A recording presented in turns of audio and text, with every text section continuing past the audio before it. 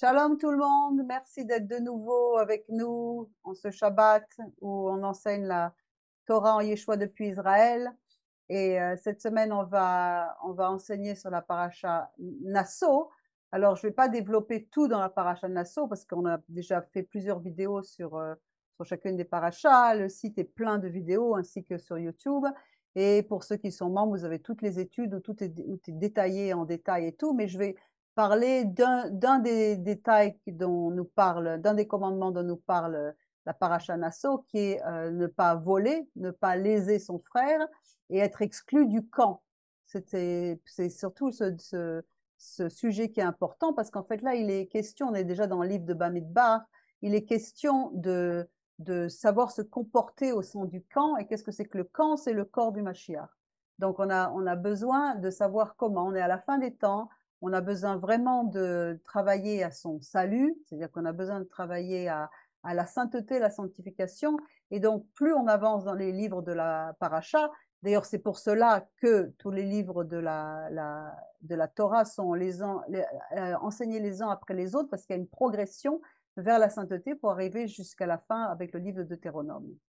Alors, je vais commencer en lisant ce verset de 2 Corinthiens 11.2 qui nous dit « Car je suis jaloux de vous d'une jalousie de Dieu, parce que je vous ai fiancé à un seul époux pour vous présenter au Messie comme une vierge pure. » Donc, il est question de jalousie, il est question de fiancé. Ce sont exactement également les commandements que nous avons dans la parashat Nassau. Alors, je suppose que 2 Corinthiens 11 faisait référence un peu à Nassau. Alors, il est question de la pureté de l'épouse, en fait, puisque c'est le thème également de la paracha Nassau, puisque le mot Nassau, c'est la racine, c'est la même racine que mariage, Nisuin. Donc, on verra ça à la fin du message. Et en fait, il faut savoir qu'à la fin, à l'époque, quand quelqu'un voulait faire partie d'une yeshiva, il ne pouvait faire partie d'une yeshiva que si le Rav discernait son cœur. C'est-à-dire, s'il voyait que la personne avait déjà travaillé sur elle-même, que son cœur était nettoyé, que ses motivations étaient vraiment pour le ciel, alors à ce moment-là, on l'acceptait. Sinon, on lui fermait la porte et on lui disait « reviens quand tu seras prêt ». C'est-à-dire, quand tes motivations seront pures, quand tu veux venir étudier pour enseigner selon la pureté de ton cœur. Donc c'était vraiment difficile. Aujourd'hui, ça se fait plus. Tout le monde étudie partout où il veut, mais à l'époque, les portes étaient fermées de cette façon-là, car on était en train de former un peuple qui allait devenir le canal pour la lumière de Dieu, pour qu'elle se propage partout. Et comme nous sommes, nous, dans cette fin des temps, on ne sait pas quand exactement, mais tous les signes le montrent, il est vraiment important de dire que la parole nous dit que sans la sanctification, c'est-à-dire Kdusha en hébreu, personne ne verra le Seigneur. La Kdusha, ça veut dire quoi? Ça veut dire être séparé, ne pas faire comme le monde. C'est ça, Kadosh, être séparé. Sanctification, ça ne veut pas vraiment dire quelque chose. C'est-à-dire, qu'est-ce que ça veut dire? Personne ne verra le Seigneur. Ce mot verra, c'est le même mot qui est utilisé dans Matthieu 5.8. Bénis ceux qui sont purs de cœur parce qu'ils verront Dieu. Mais on sait qu'on ne peut pas voir l'invisible. Mais qu'est-ce qu'on peut voir? C'est dans le sens de le percevoir. C'est-à-dire d'avoir, si lui, il est kadosh, si nous devenons des kdoshim, par osmose, on peut ressentir son essence, discerner sa présence. Et son essence, c'est le don total et gratuit. Alors, cette vidéo, dont, entre autres, il va y en avoir d'autres comme ceci, les Atachem, c'est qu'en fait, c'est pour travailler une étape de plus pour rectifier nos comportements. C'est-à-dire, vous avez déjà plusieurs fois, plusieurs groupes de guérison qu'on fait, la formation Tikkun Nefesh, toutes ces choses qui sont tous dans le même sens de la sanctification, de savoir comment nettoyer nos cœurs pour pouvoir recevoir la lumière. Et notamment ici, dans cette paracha, un des commandements, c'est celui de ne pas léser d'une façon ou d'une autre notre prochain.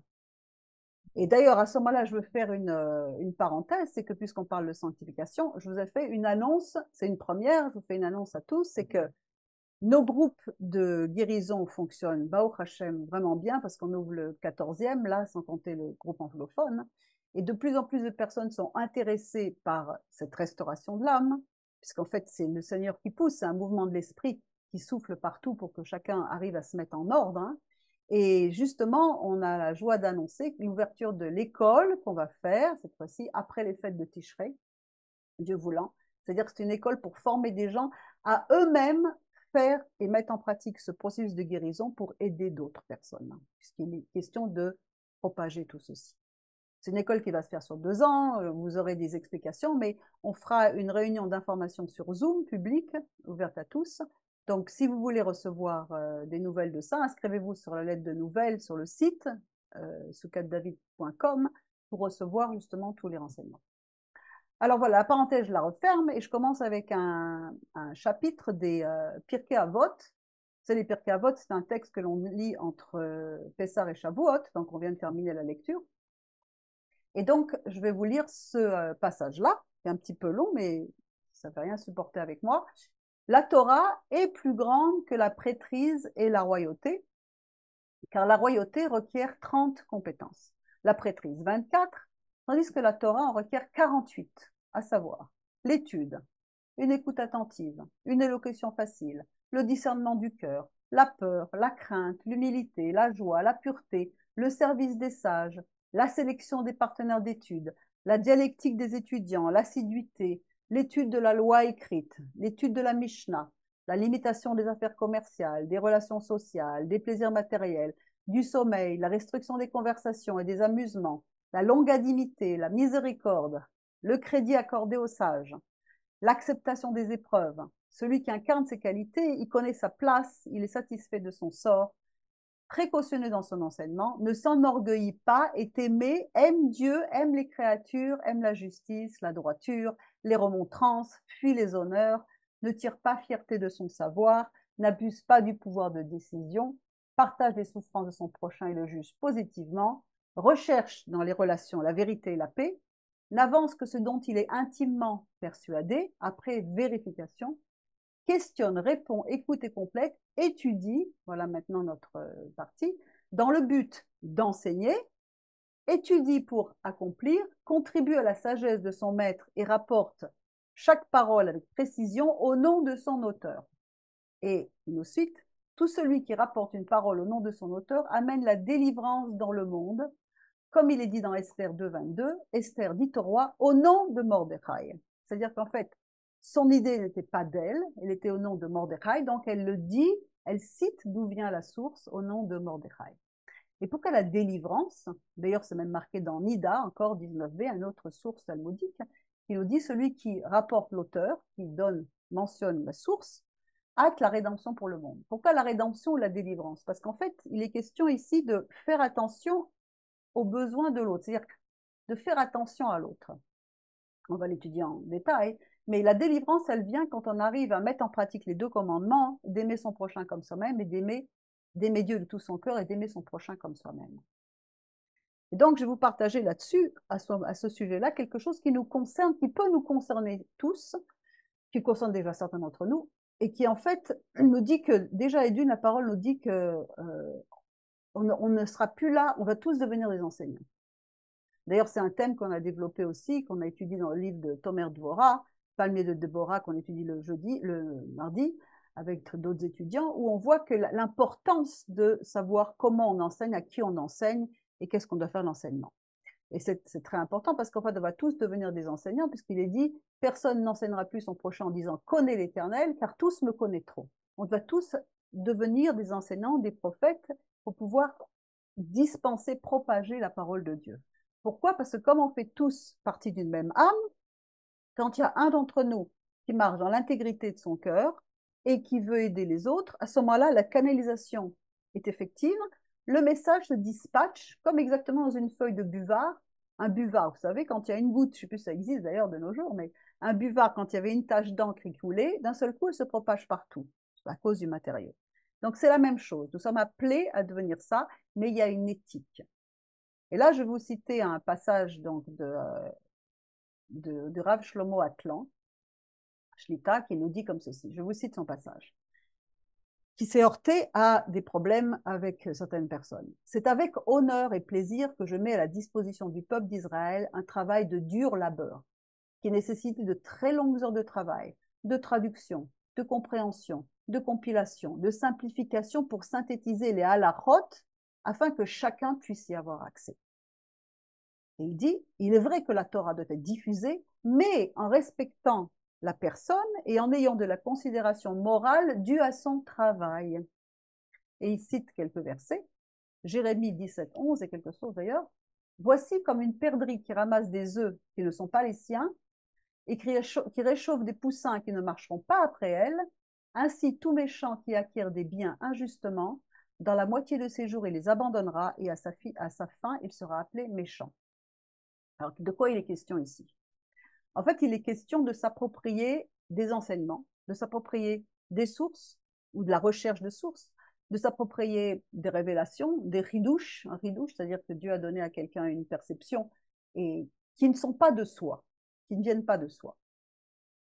Par exemple, quand j'ai fait moi, ma maîtrise à l'université, on devait rendre des travaux.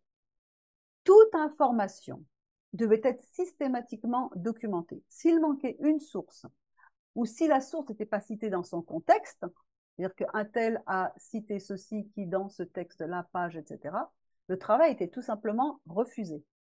C'est-à-dire pourquoi? Parce qu'en fait, tout le monde devait pouvoir vérifier la source. Un tel a dit ça, ok, où ça, comment? Ok?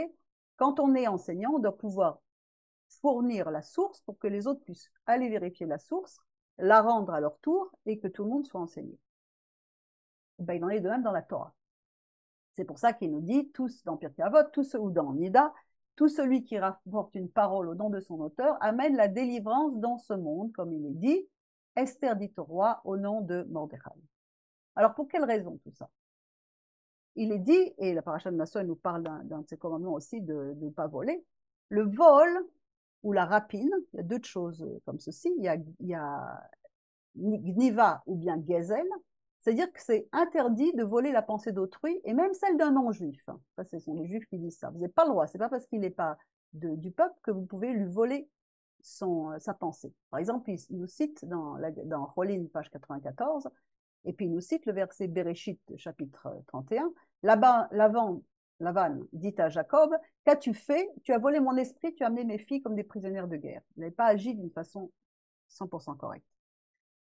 Ensuite, ne pas affecter les œuvres de son prochain, le travail de son prochain, en lui volant le mérite, son travail en fait. Et là encore, c'est Baba Vatra 21b, il nous dit ceci. Il nous dit encore également de ne pas empiéter sur la propriété des autres. Sanhedrin 81a nous dit, il n'a pas non plus souillé la femme de son prochain. C'est une allusion au fait qu'il n'a pas empiété sur le commerce d'autrui, compromettant ainsi, entre autres, son gagne-pain. C'est ce qu'il nous dit dans 1 Thessaloniciens 4, 6, c'est que personne n'use envers son frère de fraude, de cupidité dans les affaires, parce que le Seigneur tire vengeance de toutes ces choses, comme nous l'avons déjà dit et attesté. On continue avec les sources. Ne vous lésez point l'un l'autre. Ça, c'est dans Vaïkra, chapitre 25. Ne vous lésez point l'un l'autre, mais redoute ton Dieu, car je suis Hachem, votre Dieu. Ce qui vaut pour les affaires, pour le commerce et tout, ça vaut également pour la vie sociale et pour la vie spirituelle. Par exemple, si on se fait des amis et qu'on gagne leur affection, on ne va pas chercher à les tromper. On ne va pas utiliser la tromperie pour tromper les autres. On ne va pas utiliser de la tromperie pour gagner une gratitude envers soi-même imméritée. C'est-à-dire, en fait, de s'approprier l'honneur pour soi, sembler être plus spirituel, être plus érudit, en savoir plus, citer des sources, on cite des choses, etc., etc., etc. Ça se fait énormément, vous verrez, dans le Talmud et en partout. Rabbi un tel a dit au nom de Rabbi un tel. Et même, j'étais en état avec le groupe anglais il y a quelques minutes, il nous disait, même Yeshua a cité des choses qu'il citait du Tanar et qu'il citait que Jean avait dit. C'est-à-dire que tout le monde fait attention. Pourquoi? Parce que sinon, on prend pour soi et on ne donne pas à l'autre. C'est tout à fait le contraire d'amener la délivrance dans le monde. Ainsi, l'interdiction du vol, ce n'est pas simplement un commandement négatif, mais ça devient un commandement positif pour créer une société meilleure, pour créer une sainteté dans le corps du Mashiach, où le vol, la rapine ne sont pas tolérés du tout. Alors bien sûr, la plupart d'entre nous ne sont pas impliqués dans du vol pur et simple, hein, ou de la tromperie, etc. Mais il arrive que parfois on ne soit pas aussi prudent que nous le devrions. On ne fait pas assez attention au travail de l'autre. Et malheureusement, parfois, c'est même volontaire. On verra tout à l'heure les causes. Alors, la Guémara dans Shabbat 31 nous dit, ce que tu n'aimes pas, qu'on te fasse, ne le fais pas à autrui. Il faut également être des témoins, c'est-à-dire qu'on est en train de représenter la parole, la Torah, le nom de Dieu, donc on doit faire attention aux autres. Et il est dit également un concept très important qui s'appelle Derer Eretz, c'est-à-dire la voie de la terre. Eretz, c'est la terre. C'est quoi? C'est une moralité. Sans Derer Eretz, il n'y a pas de Torah. D'accord? Derer Eretz désigne aussi les bonnes qualités humaines, le bon comportement, les vertus, etc. C'est avoir la loi dans son cœur, par exemple. Ça, c'est Derer Eretz, comme écrit dans Romains. Et en fait, Derer Eretz, c'est également les lois du commerce. La voie de la terre, ça peut être, on peut être respectueux envers quelqu'un ou pas. C'est une manière éthique de vivre et d'être responsable, une manière de se comporter, etc., etc. Et ce terme qui veut dire donc la voie de la terre ou du pays, Eretz, ça peut être le pays, c'est dire qu'en fait, il signifie que soit que ce que les gens ont tendance à faire, soit ce qu'ils devraient faire. Okay, on devrait être des témoins dans toute chose. Avoir la bienveillance, et en particulier envers les parents, envers les aînés, envers les enseignants. Il s'agit d'un concept encore juif qui est ancien, mais le Talmud nous dit que la Derer Eretz est une condition préalable à la Torah. Derer Eretz kadma la Torah. Elle a précédé la Torah. Si on ne se comporte pas bien dans la vie, notre Torah ne vaut rien. Si on se comporte bien, on exprime les valeurs de la Torah, et notamment les 2 commandements d'aimer Dieu et d'aimer son prochain comme soi-même. Et l'absence de Derer Eretz, ça va être le contraire, ça va être la course à l'honneur, à l'argent, au plaisir, la haine, tous les défauts qui empêchent une bonne appréhension, compréhension de la Torah. Donc, ne pas être doshim, donc ne pas pouvoir voir, percevoir l'éternel, parce qu'on est dans une volonté de recevoir pour soi. Par conséquent, donc tout ce qui est spirituel, et notamment dans le corps du Messie, c'est malheureusement, ça se fait énormément, je dirais moins dans le corps du Messie anglophone, parce qu'ils sont beaucoup plus sensibles à tout ce qui est copyright et toutes ces choses-là, ils ont plus d'avocats et tout, mais dans le monde européen, c'est beaucoup moins respecté. Pourquoi? Parce qu'en fait, d'être spirituel ou d'être érudit, ça est équivalent à avoir une position, ça flatte l'ego, ça donne un sentiment de supériorité, et ça peut même l'amener à mépriser autrui, chose que dans le Tomer Dvorah, le livre qu'on étudie, c'est absolument strictement interdit. Parce que sinon, on perturbe les sphirotes supérieures, et il ne peut pas y avoir l'écoulement de la connaissance. Donc la religion et l'érudition peuvent devenir des instruments de destruction face au shalom. Ensuite, il nous est dit qu'on peut respecter les lois du pays. Dans Baba Kama 113a, il nous dit la discussion suivante, mais Shmuel ne dit-il pas que la loi du royaume, c'est la loi, c'est-à-dire que la halakha exige des juifs, donc des croyants, qu'ils obéissent aux lois de l'État dans lequel ils vivent. C'est ce qui est écrit dans Romains 13. Que toute personne soit soumise aux autorités supérieures, car il n'y a point d'autorité qui ne vienne de Dieu, et les autorités qui existent ont été instituées de Dieu. C'est pourquoi celui qui s'oppose à l'autorité résiste à l'ordre que Dieu a établi, et ceux qui résistent attireront une condamnation sur eux-mêmes. C'est-à-dire que, dans notre cas, si on cite, même si on cite la source que l'on a entendue, sans mentionner où on a trouvé la source, c'est du vol. Qu'est-ce qu'on vole dans ce cas-là? On vole le travail de recherche, le temps passé de la personne à amener cette source. C'est pour ça, encore une fois, Rabbi Untel a dit au nom de Rabbi Untel qui a dit au nom de Rabbi Untel. Pourquoi? Parce qu'on fait attention à l'autre. On ne cherche pas à recevoir pour soi, on cherche à donner. Et quand on cherche à donner, on est dans la similitude de nature avec le Créateur qui est pur don. Sinon, on est dans la volonté de recevoir pour soi, qui est la forme la plus grave d'impureté rituelle, puisqu'on bloque l'abondance. Alors après, on va dire, oui, mais cette source, elle est publique. Elle est publique, mais tu l'as eue parce que tu as profité du travail de quelqu'un d'autre pour la trouver. Donc attention à faire passer tes intérêts après ceux de l'autre. C'est ce que la loi, en fait, appelle du plagiat, tout simplement. Ça, c'est la loi au niveau de la loi. Donc, le plagiat consiste à voler les mots de quelqu'un d'autre, mais aussi voler ses idées. En d'autres termes, si jamais on paraphrase un texte, etc., l'auteur doit toujours être cité. Il faut toujours citer la source pour éviter de commettre du plagiat qui est répréhensible par la loi. Je ne sais pas si vous étiez comme petit à l'école, que c'est quelqu'un qui vous copiait ce que vous étiez en train de faire, ça agace énormément. parce qu'on a l'impression qu'il nous prend quelque chose, il profite de nous. Donc, on ne doit pas le faire.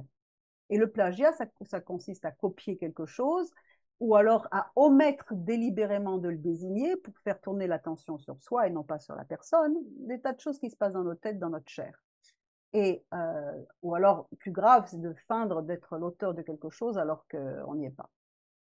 Donc, en fait, autrement dit, utiliser l'idée de quelqu'un d'autre sans mentionner le propriétaire de l'idée, c'est du plagiat, c'est donc du vol, c'est du gazelle, et c'est donc on est exclu du camp. C'est très important, surtout si on est tous appelés à enseigner. Donc en fait, qu'est-ce que ça veut dire? C'est qu'on fait passer les idées, les mots, les concepts, les hidushim, les interprétations de la Bible, etc., pour les nôtres, au lieu de ceux à qui ils appartiennent. Alors bien entendu, tout vient de Dieu, donc ça appartient à Dieu, mais Dieu nous demande de nous respecter les uns les autres. Sinon, on ne rentre pas dans le camp. Alors comment est-ce qu'on peut éviter le plagiat? Tout simplement, si on doit paraphraser, on doit citer la personne, on doit citer la source où on a trouvé, on doit citer l'école à laquelle on appartient, on doit citer toute chose. On doit donner la source originale dans le texte ou dans la bibliographie. Alors tout comme encore une fois le Rav Atlan le soulignait, et bon, les Havdil, nous, on n'a rien à voir avec on n'est pas à ce niveau du Rav Atlan, mais il nous dit en fait, faites attention au travail que je fais. Et nous, en tant que ça fait 24 ans qu'on étudie, on peut malheureusement témoigner de ça, on le sait. Dieu nous a appris à faire attention, il nous a formés, etc.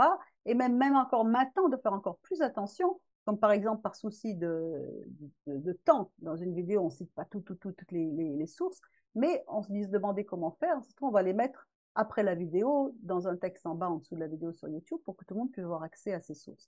Dans les études, il y a toutes les sources, tout est détaillé, on a donné des tas de livres, etc. Mais il faut toujours faire attention à toutes ces choses, ok? Parce que si quelqu'un venait entendre quelque chose qu'on dit alors qu'on n'a pas mentionné de qui ça venait, il pourrait se trouver lésé, tout à fait. Et c'est ce qui s'est passé chez nous pendant 24 ans. Je crois qu'on a eu toutes les cas de figure possibles, et même chez des étudiants malheureusement, donc qui se servent donc du matériel, qui ont des heures de travail, de recherche, enfin bref, toutes ces choses-là. Et je me souviens d'une fois d'une dame qui m'a écrit en disant qu'elle voulait nous acheter un des livres des 5 livres de la Torah. Il y a 500 pages. Et elle nous disait, je le fais parce que je suis gênée, parce que dans l'église, on s'est multiplié toutes ces études-là, on les a imprimées et tout, et puis moi, je me sens pas bien avec ça, donc je veux vous l'acheter. Qu'elle soit abondamment bénie. Mais c'est ce qui se passe malheureusement souvent dans le monde du Seigneur, et encore ça, c'est une chose, mais il y a également d'autres choses, donc on verra après. Ce qu'il faut comprendre, c'est que tout ce que le Seigneur donne comme don, c'est pour l'édification de tous. Donc, cette yeshiva a le but de former des gens pour qu'ils enseignent, mais les étudiants qui sont formés doivent citer leurs sources, faire attention où ils ont étudié. C'est pas possible que quelqu'un ne cite jamais l'école à laquelle il a étudié, ça se fait pas. Sinon, on tombe dans la catégorie du plagiat, répréhensible par la loi, et la halacha. C'est ce qui nous importe, c'est surtout dans le monde du Seigneur. Donc, il faut qu'on fasse attention tous les uns aux autres à force de ces choses-là. Pourquoi? Parce qu'on doit comprendre que le camp doit être purifié, comme c'est enseigné dans la paracha Nassau. Parce que tout est une histoire de vase et de lumière. Si on prend la lumière dans un vase qui n'est pas approprié, la lumière s'en va. Si on crée un vase propre qui peut contenir cette lumière, d'un seul coup, on va pouvoir diffuser la lumière.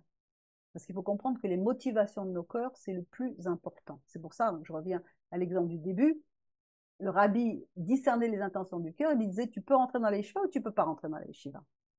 Parce que notre prière véritable, quand on prie, c'est pas toujours ce qu'on dit, et là je repense que j'ai cité dans notre groupe là, WhatsApp, mais plutôt ce que notre cœur désire. C'est-à-dire qu'en fait, tout ce que nous faisons pour notre propre bénéfice, c'est considéré comme charnel. D'accord? C'est les œuvres de la chair. L'engagement dans la sagesse, l'engagement dans la Torah, tout ça c'est charnel tant qu'il est enraciné dans le service rendu à soi-même, c'est-à-dire pour notre ego. Ce n'est que lorsqu'on commence à se déconnecter du désir de recevoir pour soi et qu'on s'oriente vers le désir de donner que nos actions sont considérées comme spirituelles. Ça, c'est Agdama le Chormat à émettre dans Inner Work, page 445. Donc, on doit avant tout chercher le royaume de Dieu dans tout. Pourquoi? Parce qu'en fait, en donnant, en redonnant l'honneur ou le mérite à quelqu'un, on n'est plus dans le désir de recevoir pour soi. On inclut l'autre. Donc là, on accomplit le royaume. Cherchez d'abord le royaume et la justice, toutes ces choses vous seront données par surcroît. On obtiendra le nombre d'étudiants, on obtiendra tout ça. C'est Dieu qui a prévu pour chacun selon ses dons. Donc on ne perd rien en incluant quelqu'un d'autre. Mais, comme nous devons tous enseigner selon la parole, selon Jérémie 31, 34 qui nous dit « Celui-ci n'enseignera plus son prochain, ni celui-là son frère en disant « Connaissez l'Éternel », c'est-à-dire « Connectez-vous à l'Éternel », connaissez, c'est la da'at. Donc ça veut dire qu'on a une connexion avec Dieu, donc on a une perception de lui. Car tous me connaîtront depuis le plus petit jusqu'au plus grand, dit l'Éternel, car je pardonnerai leur iniquité, je me souviendrai plus de leur péché. Et dans 1 Pierre 4,10, il nous dit, suivant ce que chacun de vous a reçu quelques dons de grâce, chacun particulièrement, employez-le pour vous. Non, c'est pas écrit comme ça, c'est écrit, employez-le les uns pour les autres, comme bons dispensateurs de la grâce variée de Dieu. Nous sommes des employés, donc il nous utilise pour faire passer sa lumière, pas pour la prendre pour nous. Alors le Talmud Baba Batra dans 21b nous dit, avec ces conclusions à l'esprit, Rav Huna, fils de Rav Yoshua, soulève un dilemme. En ce qui concerne un résident d'une ruelle qui proteste contre le fait qu'un résident d'une autre ruelle y exerce une activité commerciale semblable à la sienne, quelle est la halacha? Aucune réponse n'a été trouvée. Et la Gemara déclare que le dilemme doit rester sans réponse. Alors Rav Yosef a dit, et Rav Huna, qui a dit qu'un habitant d'une ruelle, vous voyez comme il dit, il cite tout le monde, qui a dit qu'un habitant d'une ruelle peut empêcher un autre d'installer un moulin supplémentaire, concède, en ce qui concerne ceux qui enseignent dans ce cas-là aux enfants, et qu'on ne peut pas les empêcher de travailler. Comme l'a dit le maître, le rabbi, Ezra a institué une ordonnance pour que le peuple juif exigeant qu'il établisse un enseignement à côté d'un autre enseignant, afin d'élever le niveau de l'enseignement. Donc, nous devons favoriser l'enseignement. Mais, Romains 12,10, par amour fraternel, soyez pleins d'affection les uns pour les autres, par honneur, usez de prévenance réciproque. Parce que nous ne voulons pas être exclus du camp. Nous ne voulons pas avoir nos prières non exaucées. Jacques 4,3, vous demandez, vous ne recevez pas. Parce que vous demandez mal dans le but de satisfaire vos passions, pour recevoir pour vous. Les dons que je donne, ce n'est pas pour vous, c'est pour les autres. On ne peut pas réclamer ou prendre ce qu'il y a autrui. Ce n'est pas possible. Alors, examinons un petit peu quelle forme de vol, de rapine, ça s'appelle rapine dans la parole, et gezel en hébreu. Et nous avons tous été concernés plus ou moins par quelques de ces choses-là dans le passé et encore de nos jours. C'est quelque chose qui est très, très fin. Pourquoi? Parce que ça touche à une volonté de recevoir. Dans Isaïe 61,8, il nous dit, car moi, l'Éternel, j'aime la justice, je hais le gezel, la rapine, avec l'iniquité. Et dans Psaume 62,10, il nous dit, ne vous confiez pas dans la violence, Hamas, ne mettez pas un vain espoir dans la rapine, gezel. Quand les richesses s'accroissent, n'attachez pas votre cœur. Et il nous dit, dans Luc 16, si donc vous n'avez pas été fidèle dans les richesses injustes, c'est-à-dire dans l'argent, qui vous confiera les véritables? Et si vous n'avez pas été fidèle dans ce qui est à autrui, qui vous donnera ce qui est à vous? Vous vous appropriez quelque chose, nous nous approprions quelque chose sans, alors que c'est à quelqu'un d'autre. Soyons respectueux, soyons prévenants, comprenant que ça ne nous ferait pas plaisir d'être à la place de cette personne. La Daf Yomi dans Baba Metzia encore 61a, vous voyez, je cite toutes les sources maintenant. Gezel est défini par ce que la Torah interdit de prendre. C'est-à-dire qu'il ne s'agit pas simplement d'un acte qui consiste à prendre quelque chose à l'insu ou sans le contentement du propriétaire. Mais ça va même encore plus, ça va jusqu'à prendre, et là la DAF continue avec des intérêts, etc. S'approprier ce qui n'est pas à soi en plein public, en déclarant que sans citer, c'est comme si s'approprier, c'est encore pire que le vol parce que là c'est gniva, c'est-à-dire ça se fait en cachette, on expose en public, on expose avec le gezel en public ce qu'on a pris à l'autre.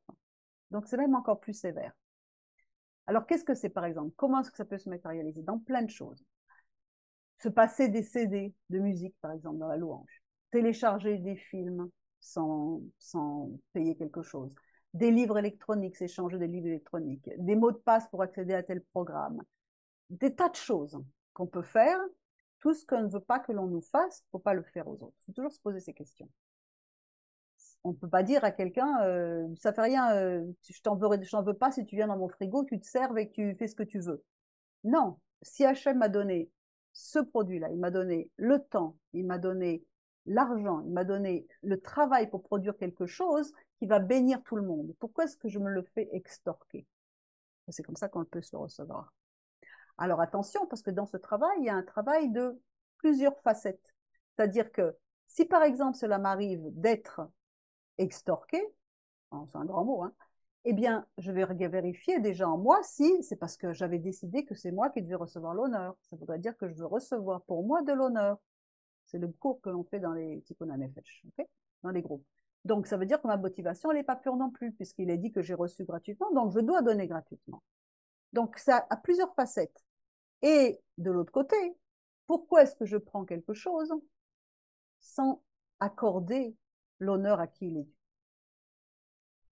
Ne pas rendre du matériel emprunté, ne pas payer le salaire d'un travail à quelqu'un, ou l'oublier ou le retarder. Par exemple, ça c'est encore pire à Kippour, où tout le monde doit avoir dû régler ses dettes avant Kippour. Okay, c'est une loi. Voler son employé, ne pas lui donner, abuser de son temps, lui faire travailler plus que prévu.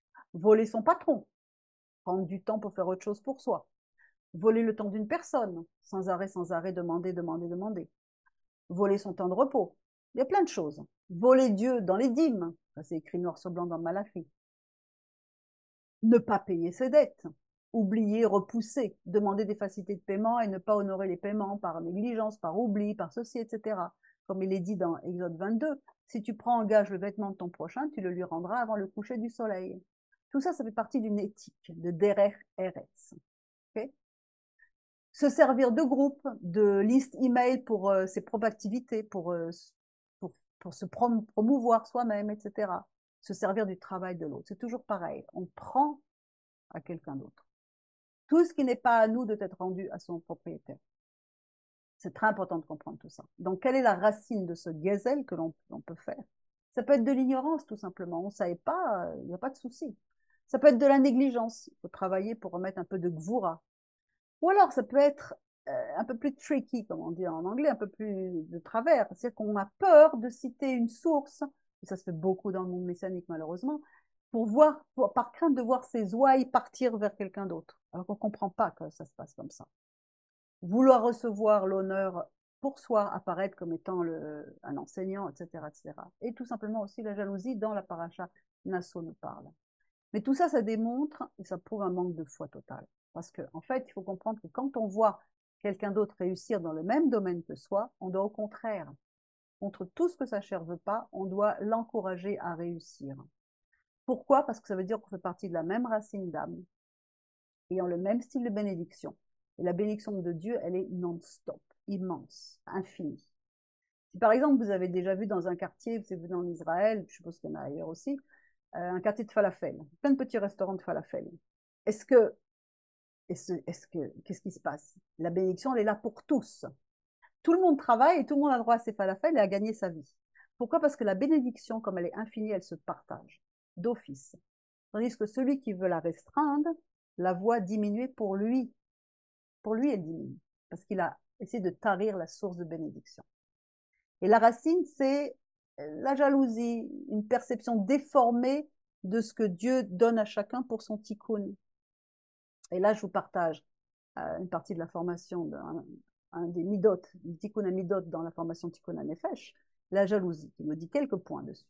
La jalousie, c'est une des plus mauvaises midot qui ne sert à rien. Elle apporte rien au jaloux. Si on vole, au moins on a récupéré quelque chose. Mais si on est jaloux, ça mène à rien. C'est une grave maladie, ça ronge les os. Le jaloux, il détruit tout, il convoite ce qu'il ne peut pas avoir. C'est du Yetzerara complet. Bien entendu, là, on parle d'un extrait ici. Mais il y a des racines un peu de cela. Être jaloux de ce que son voisin a, ça peut conduire à la haine parce qu'on va plus pouvoir le supporter sa présence. C'est l'histoire de Bar Kamsa et Kamsa à l'époque du deuxième temple, quand il y a eu de la jalousie, ça a mené à la destruction du temple. De plus, jalouser, c'est une opposition à Hachem, parce qu'on est en train de dire à Hachem qu'on n'est pas satisfait de ce qu'il nous donne. Ni dans la santé, ni dans l'argent, les enfants, la beauté, tout ce qu'on veut. La recherche de l'argent, de l'honneur et la convoitise, ce sont trois choses qui nous retirent de ce monde. C'est-à-dire que nous ne vivons plus en paix parce que nous sommes rongés par ça. Caïn a jalousé Abel, il l'a tué. Tant qu'il était là, il ne pouvait plus supporter. Ça lui a rien apporté du tout, mais c'était du Yetzer Hara. Même chose avec les 10 tribus, avec Jéroboam, qui ont jalousé Juda. Les frères de Joseph qui l'ont jalousé. Jéroboam, il a carrément pas voulu entrer au Gan Eden après Juda. Il a dit, viens, on va tous au Gan Eden. Qui c'est qui entrera en premier? Il lui dit, c'est Juda. Il dit, bah, je viens pas. Et il est dit que le Messie ne viendra pas tant qu'Éphraïm est jaloux de Juda. Ésaïe 11:13, la jalousie d'Éphraïm disparaîtra et ses ennemis en Juda seront anéantis. Éphraïm ne sera plus jaloux de Juda et Juda ne sera plus hostile à Éphraïm. Shaoul, c'était injuste, mais il a pris ombrage de David, il a voulu le tuer. En fait, chacun a ses dons et son appel. Ça ne sert à rien de lorgner sur ce que l'autre a. Nous recevons tout ce qu'il nous faut dans notre vie, chacun reçoit ce dont il a besoin. Et on ne peut pas prendre ce qui appartient à l'autre, et si on le fait, de toute façon, on a lu le verset au départ avec la perdrix, ça va se diminuer. Par contre, on ne pourra pas nous prendre ce qui est à nous. Un jour ou l'autre, ça va revenir. Il faut comprendre que si on a une tranche de pain dans notre assiette et que notre voisin a une assiette pleine, c'est que c'est bon pour nous, c'est comme ça. Ça fait partie de notre tikkun. De jalouser ou de se plaindre, ça ne changera rien du tout. Et en fait, quand on arrive à penser à l'autre chose, à faire le contraire de tout ça, celui qui travaille sur lui-même arrive à ressentir l'autre. Et c'est tout le but de cette paracha Nasso, entre autres de toute la Torah. Ses besoins, ses joies, ses peines. Pourquoi? Parce qu'il revêt la nature divine. 1 Corinthiens 12:26 nous dit, si un membre souffre, tous les membres souffrent avec lui. Est-ce qu'on peut dire ça aujourd'hui? Si un membre est honoré, tous les membres se réjouissent avec lui. Est-ce qu'on peut dire ça aussi aujourd'hui? Quand Aaron a su que son petit frère allait être nommé leader, il aurait pu être jaloux de ça. Non, qu'est-ce qu'il a fait? Il s'est réjoui. Du coup, il a eu la position de grand prêtre, grand sacrificateur. On peut même arriver jusqu'à ressentir l'autre de façon physique. Il a faim, j'ai faim. Il pleure, je pleure. Ça, c'est le secret de la purification de l'âme et de la connexion avec l'autre. En conséquence, il se retrouve, celui qui fait ceci, avec 2 vases et une double portion d'abondance de la Shefa. Il attire la bénédiction et ça se multiplie. C'est le contraire de la jalousie qui va restreindre toutes ces choses-là. Plus on s'occupe de soi, plus on perd et plus on rétrécit et on rentre dans des problèmes, des étroitesses. Au lieu d'avoir un élargissement, on a une étroitesse. Et c'est en fait le contraire, c'est en donnant à l'autre, en se réjouissant du bien fait à l'autre. Et si on n'y arrive pas, on se force à se réjouir jusqu'à ce qu'on change de mauvais cœur. Et c'est à ce moment-là qu'on reçoit beaucoup de bénédictions. C'est cela, aimer son prochain comme soi-même, devenir un canal de bénédiction. Le contraire, encore une fois, c'est recevoir pour soi. C'est la racine, c'est ça la racine de la jalousie. On veut aussi ce que l'autre a. On veut encore et encore. La sangsue à 2 filles donne, donne. Et c'est un gouffre sans fin. La compétition, ça peut être bien, mais c'est très nocif quand elle est générée par une jalousie. Donc, si on se trouve dans des difficultés et qu'on jalouse le prochain qui réussit, on va de nouveau encore retrécir nos bénédictions. Et c'est pour ça que Jacques nous dit dans Jacques 4:3, vous demandez, vous ne recevez pas, parce que vous demandez mal, dans le but de satisfaire vos passions. Et on doit développer le sentiment de la fraternité. C'est pour cela que dans le peuple juif, et c'est ce qu'on a discuté dans le groupe anglophone, et c'est Philippe, d'ailleurs je cite la source, c'est Philippe qui l'a dit, il a dit, regardez dans le Talmud, chacun fait attention à son frère. Lui a dit au nom d'un tel, qui a dit au nom d'un tel, qui a dit au nom d'un tel. Donc, chaque membre du corps fait partie de la même Neshama, c'est-à-dire le corps du Messie. Nous avons un contact, une connexion qui est cachée entre toutes nos âmes. Il n'y a pas d'individu dans le Seigneur. Et le tzaddik, c'est celui qui arrive à commencer à ressentir cela. Si on fait du mal à quelqu'un, il a mal. Il ne va pas faire ce qu'il ne voudrait pas qu'on lui fasse. Pourquoi? Parce que nous sommes tous en route sur le même, on est sur le même bateau. Et plus nous sommes purifiés, plus nous nous ressentons les uns les autres, et moins nous voulons nous léser les uns les autres. Et en fait, cette jalousie, c'est la contreface de l'amour. La jalousie et l'amour, on dit que ça provient de la même racine, mais de 2 côtés. C'est-à-dire que l'un va ressentir que l'on lui prend, et il va prendre ce qu'il y a à l'autre, il va jalouser, et il va voir qu'il y a une lumière qui se projette sur l'autre, une lumière qui manque chez lui, ça va lui faire mal, donc du coup il va être dans cette prison, c'est une prison, mais l'autre va comprendre que le partage va enrichir les deux. Tout ça, encore une fois, c'est une histoire de vase et de lumière. Je construis un vase approprié pour pouvoir recevoir la lumière. Et la paracha Nasso nous dit encore, Moshe reçoit le commandement d'exclure du camp toute personne déclarée impure dans 3 cas. Nombre 5.2. Commande aux fils d'Israël qu'ils mettent hors du camp tous lépreux. Quiconque a un flux, quiconque est impur pour un mort. Qu'est-ce qu'on a? Le lépreux qui est frappé de tsarat. Pourquoi? Parce qu'il a médit sur son frère et donc il est dans un état de mort rituel puisqu'il est lui-même il est mort parce qu'il a médit. Celui dont il parle il est mort et celui qui a écouté est mort aussi. 3. Celui qui a un flux, donc impureté sexuelle, donc impossible de donner la vie, il est encore dans un état de mort. Et celui qui s'est rendu impur à cause d'un mort. La mort, c'est le résultat du péché, c'est la forme la plus grande d'impureté rituelle. Pourquoi? Parce qu'elle provient du désir de recevoir pour soi. Adam et Ève ont pris pour eux, pour devenir plus. Donc du coup, ils ont bloqué l'abondance, la shefa. Ils étaient dans la pécha. L'être inversé de shefa, c'est pécha. C'est-à-dire qu'ils ont été dans la transgression. Et tous ces 3 cas dont on vient de citer sont liés à la mort qui est produite par le désir de recevoir, sans partager. Donc, à partir du moment où on est dans le désir de recevoir, on n'est pas semblable à la nature du Créateur qui est de donner. Lui, il n'a pas considéré comme une proie à arracher d'être égal à Dieu. Il n'a pas considéré ses intérêts, il n'a même pas considéré son honneur, ni rien du tout. Il leur a dit pardonne-leur, ils ne savent pas ce qu'ils font. N'oublions pas que Luc nous dit, si nous n'avons pas été fidèles dans ce qui est à autrui, qui nous donnera ce qui est à nous? On va finir comme dans le verset de Jérémie, on va perdre la moitié de nos biens. Et le texte continue dans Nassau, n'oublions pas que la condition d'enrôlement dans l'armée du Seigneur, c'est une fidélité et une obéissance totale au commandement de sa Torah. Le Mishkan venait d'être érigé, les Israélites devaient veiller à la sainteté du camp. Et cette sainteté était atteinte par le respect des mitzvot. Alors après nous avons parlé de la mort, des cas d'exclusion, la Torah évoque une autre transgression, le vol, bien entendu. Cette transgression est carrément considérée comme une offense faite directement à Dieu lui-même. Nombre 5.6 nous dit, parle au fils d'Israël, si un homme ou une femme a commis quelques-uns de tous les péchés de l'homme en commettant une infidélité envers l'Éternel. Donc encore une fois, le vol, ça provient d'une convoitise, d'une jalousie. Et le prochain commandement, dans la paracha, nous parle de jalousie. Et que l'esprit de jalousie vienne sur lui, qu'il soit jaloux de sa femme, qu'elle se soit rendue impure, etc. Mais le mot de jalousie, il a également une autre facette encore, également la bonne jalousie, c'est-à-dire le zèle du Messie, une saine jalousie. Ésaïe 9.7 nous dit, à l'accroissement de son empire et à la paix, il n'y aura pas de fin. Sur le trône de David et dans son royaume pour l'établir et le soutenir en jugement et en justice, dès maintenant et à jamais. La jalousie de l'Éternel, Kin'at Adonai, des armées sera cela. Et c'est encore le zèle qui anime l'époux envers son épouse. Le premier verset avec lequel on a commencé, 2 Corinthiens 11, car je suis jaloux à votre égard d'une jalousie de Dieu, car je vous ai fiancé à un seul mari pour vous présenter au Messie comme une vierge pure.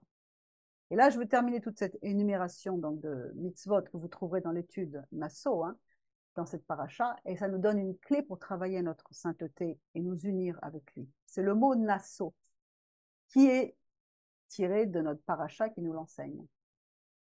Relève Nassau aussi la somme des fils de Gershon selon la maison de leur père, selon leur famille. Le mot Nassau, ça signifie lever, prendre, compter, pardonner, prendre une femme, entre autres. Tout d'abord, on a les Lévites qui sont relevés, Nassau, dans le sens d'appeler, c'est-à-dire c'est l'appel sur nos vies, que chacun a avec ses dons pour les autres. 1 Pierre 4.10, suivant que chacun de vous a reçu quelques dons de grâce, employez-les les uns les autres pour les autres, pas pour nous, comme bons dispensateurs de la grâce variée de Dieu. Nous sommes ensuite conduits à élever, Nassau, nos mains pour bénir. On devient un canal pur pour que ces bénédictions passent par nos mains. Acte 19.6, Shaoul leur ayant imposé les mains, l'Esprit Saint vint sur eux, ils parlèrent en langue et prophétisèrent. Par le pardon que nous avons obtenu, nous pouvons aussi pardonner. Issa, c'est dans la bénédiction aaronite magnifique qui nous parle des bénédictions de choix. Issa, c'est-à-dire que l'Éternel lève sa face sur toi dans le sens de pardonner. Jean 20.23, à quiconque vous remettrez les péchés, ils sont remis, et quiconque vous les retiendrez, ils sont retenus.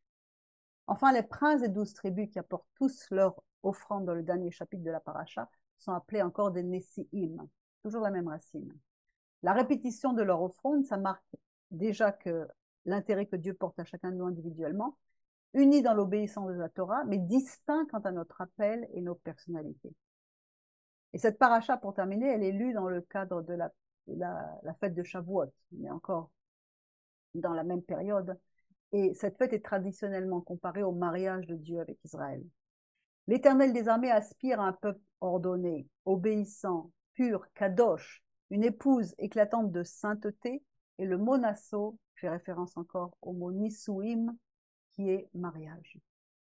Dieu a renouvelé son mariage avec Israël et avec tous ceux qui se sont joints à la maison d'Israël le jour de Shavuot, il y a plus de 2000 ans. Il a répandu son esprit pour que nous puissions être unis à lui par la Torah qu'il nous a donnée, pour qu'elle soit finalement gravée sur nos cœurs dans le feu de son amour éternel. C'est pour ça que tous ensemble nous voulons dire, l'esprit et l'épouse disent, viens, je veux rentrer dans le camp, je veux faire partie du camp, je veux purifier mes motivations et mon cœur, je veux m'occuper déjà des besoins de l'autre pour pouvoir faire partie de cette sainteté, de cette Jérusalem céleste. Et le prince de la vie, qui est Yeshua, le grand Nassi, qui nous a donné la possibilité, si on le veut, de lui ressembler en donnant et de l'honorer par notre obéissance à la Torah et par l'offrande de nos vies. Alors on va dire Amen à tout ça et que ça nous puisse nous aider à rentrer dans cette sainteté. Faisons attention les uns aux autres. Faisons attention à tous les enseignements que nous pouvons donner. Faisons ensemble d'être une seule âme, parce que nous sommes une seule âme, et Dieu donne toujours à tout de tout dévoiler de toute façon. Donc, autant que nous soyons tous les uns avec les autres, s'aider les uns les autres, comme dire, multiplions les enseignements pour que le niveau de l'enseignement augmente. Merci de votre écoute. On va aborder d'autres thèmes prochainement, comme les dîmes, les faux messies, toutes ces choses-là. Alors partagez, faites un like, abonnez-vous à la chaîne pour ne louper aucun de ces enseignements. Nous sommes à la fin des temps, on a besoin de partager, on a besoin d'avoir les dons de chacun qui s'exprime pour pouvoir diffuser cette lumière. Faites-le et vous pouvez également aller sur le site, prendre des formules de demande si vous voulez toutes ces études-là qui sont, il y a plus de 2500 pages d'études que vous pouvez avoir en étant membre également. Participez, venez nous rendre visite et que tout se fasse pour le royaume Beshem Yeshua, au nom de Yeshua et Bezrat Hashem. Shalom et merci de votre écoute.